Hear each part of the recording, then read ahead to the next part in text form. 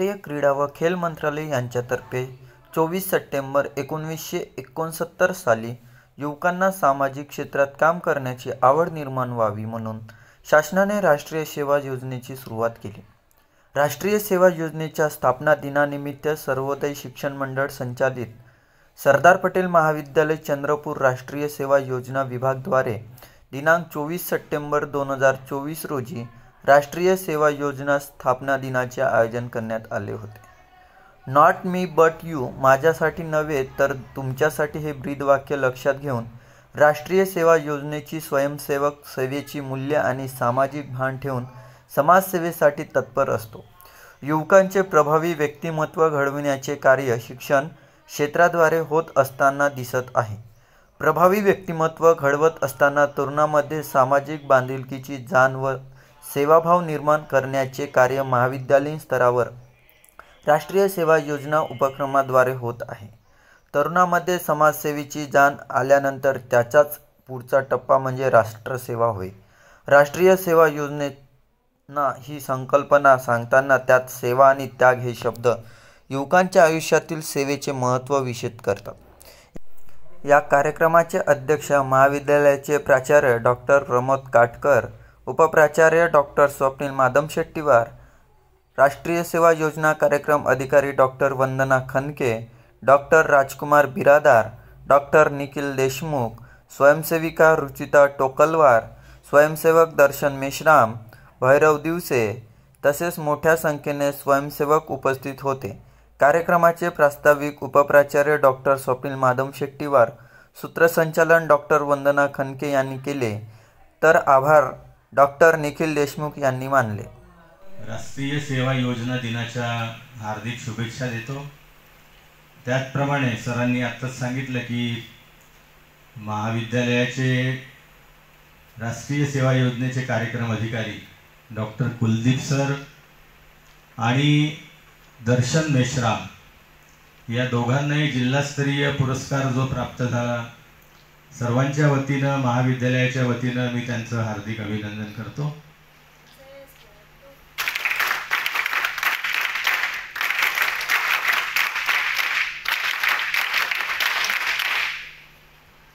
मित्रांनो, आपल्या सर्वांना माहिती आहे की राष्ट्रीय सेवा योजनेची सुरुवात ही महात्मा गांधीच्या जन्मशताब्दी वर्षापासून झाली.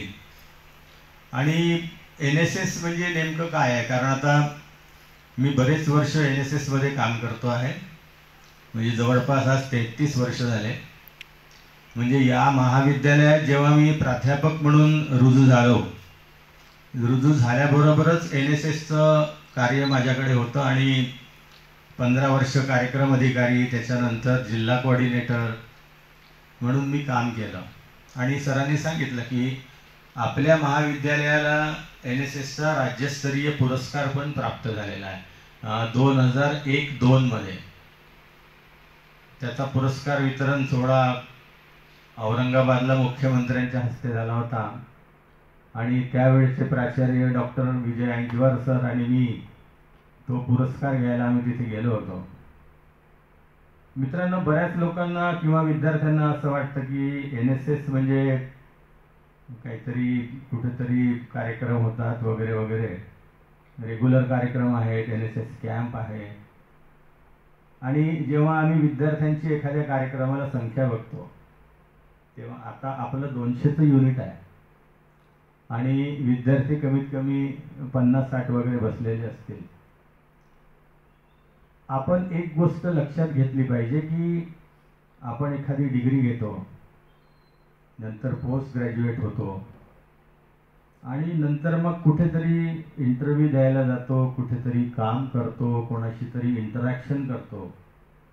हे सगळं करत असताना डिग्री जर त्यांनी मेरिटमध्ये जरी घेतली असेल, पण एखाद्या विद्यार्थ्याला आम्ही सांगितलं की या स्टेजवर 5 मिनिटं उभा राहून तू आपलं स्वतःचं नाव सांग, गाव सांग आणि तू किती शिकला आहे ते सांग, तर मला असं वाटतं की तो जरी सुवर्णपदक प्राप्त विद्यार्थी असेल तरी तो सांगू शकत नाही.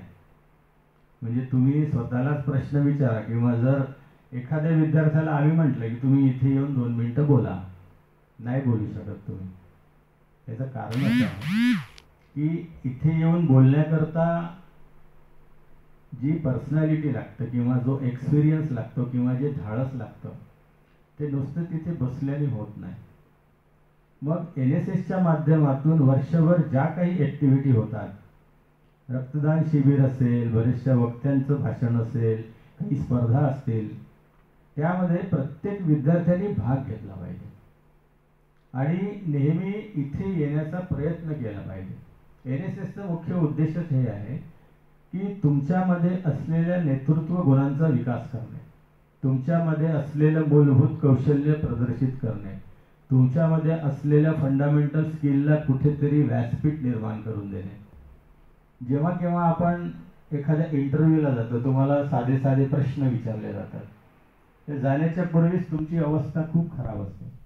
म्हणजे कुठेतरी घाबरल्यासारखं होतं, आपल्याला प्रश्नाचं उत्तर माहीत असतानाही ते देता येत नाही, किंवा आपण ते सर्व माहिती आपल्याजवळ असतानाही ती आपण प्रेझेंट करू शकत नाही. मग आम्ही एखाद्या कार्यक्रमामध्ये जेव्हा NSSमध्ये तुम्हाला बोलवतो, ते कशासाठी बोलवतो? नुकताच एक कार्यक्रम आत्ता रविवारी संविधान सन्मान महोत्सव झाला प्रियदर्शनी सभागृहामध्ये. मित्रांनो, एखाद्या कार्यक्रमाला तुम्हाला बोलवायचं म्हणजे तुम्हाला ते ऑब्झर्व करायचं आहे की कार्यक्रम कसा होत असतो, वक्ते काय बोलतात, कार्यक्रमाचं संचालन कसं होत असतं, कार्यक्रमाचं आभार प्रदर्शन कसं होत असतं, एखादी तयारी कशी करावी लागते, या सगळ्या गोष्टीचं ऑब्झर्वेशन करायचं आहे तुम्हाला. जेणेकरून तुम्ही विद्यार्थी म्हणून इथून पासआउट झाल्यानंतर बऱ्याच जबाबदाऱ्या तुमच्याकडे येत असतात. म्हणजे मी बरेचदा एक घरगुती उदाहरण नेहमी देत असतो की जर एखाद्या विद्यार्थ्याला किंवा एखाद्या विद्यार्थिनीला आई वडिलांनी सांगितलं की बाजारात जाऊन भाजीपाला घेऊन यायचा आहे, एकदम सोपं काम आहे. पण खरोखर ते सोपं काम आहे का? कोणत्या अर्थाने सोपं नाही आहे ते.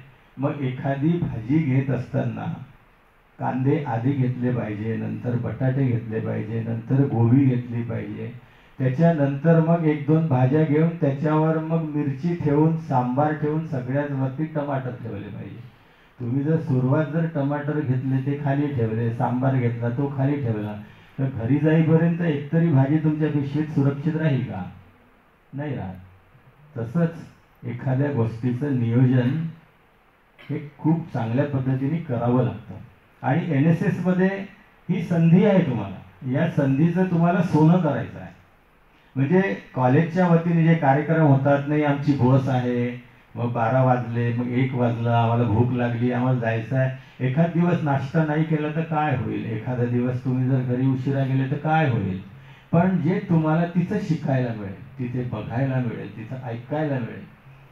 काल ब्लड डोनेशन कॅम्प घेतला आपण. त्या ब्लड